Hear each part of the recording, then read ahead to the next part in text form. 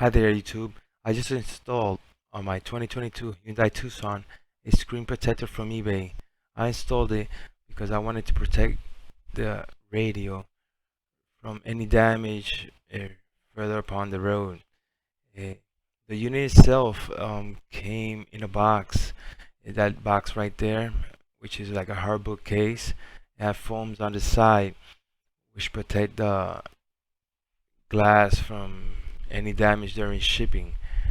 Uh, as you will see right there, that's the foam which the glass came in, the back film, the dust removal, which is that one there, and like a little wipe with alcohol, which was a bit dry, but hey, it did the job.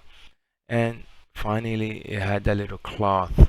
After I applied all those three, I just took the glass by the sides and installed it from top to bottom, which came out quite great, bubble free as stated on the package.